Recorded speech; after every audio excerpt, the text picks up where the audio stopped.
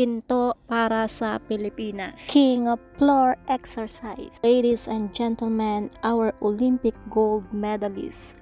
Congratulations, Carlos Yulo. Proud of you, Kaloy. Hello guys, ito na ang pinakamainit at nangungunang balita ngayon sa SOCMED na kung saan ito nga si Carlos Yulo ay nasungkit ang unang gold medal para sa Pinas sa Olympic Games 2024. Nakuha nga ni Carlos Yulo ang gintong medalya sa men's floor exercise sa Bercy Arena sa Paris 2024 ngayong Sabado, August 3.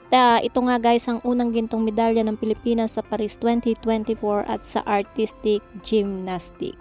Ito ang kauna-unahang gintong medalya ng Pilipinas sa Paris 2024.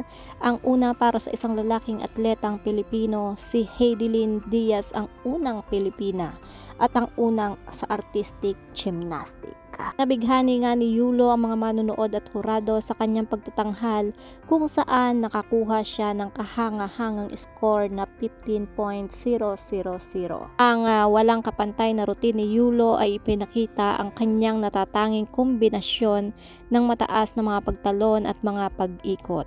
Halos perpekto ang kanyang execution kung saan ang bawat galaw ay isinasagawa ng may kahusayan at kumpiyansa. At dahil nga dyan guys, ang tagumpay na ito ay nagmamarka ng isang makasaysayang hakbang sa karera nga ni Yulo na nagpapatibay sa kanyang katayuan bilang isa sa mga nangungunang gymnast sa mundo.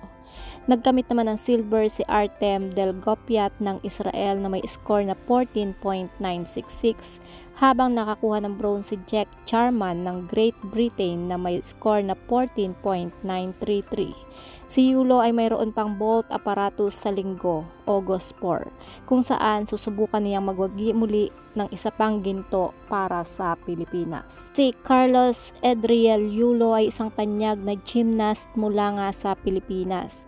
Siya ay kilala sa kanyang mga kahanga-hangang pagtatanghal sa iba't ibang gymnastic competitions, particular na sa floor exercise at vault. Si Yulo ay nagsimulang mag-train sa murang edad at nagkaroon ng pagkakataong mag-aral at magsanay nga sa Japan, na lalo nagpahusay sa kanyang kasanayan. Siya ang kauna-unahang Pilipino na nanalo sa gintong medalya sa World Artistic Gymnastic Championship noong 2019.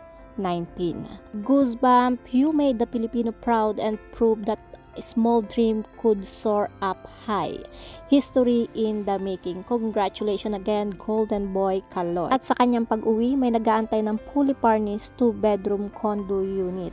Ito nga ay matapos tuparin ng Mega World ang kanilang pangako sa mga atletang makakakuha ng gold medal.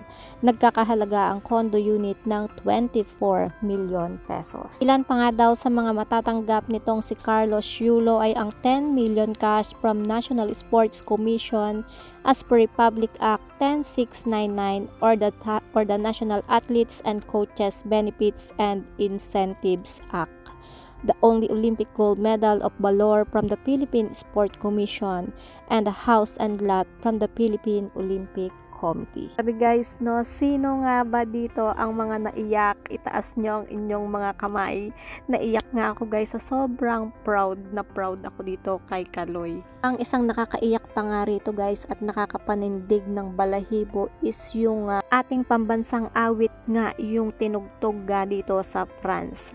Makasaysayan guys, no, from a coachless athlete noong 2020, ngayon world champion na nga siya. Great things start from small beginnings. Yung gold at SEA Games lang yung goal niya, but wow, he has achieved a lot more.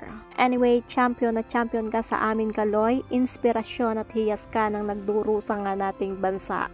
Mabuhay ka Kaloy at salamat sa karangalang bigay mo sa mga Pilipino. Once again, congratulations Kaloy.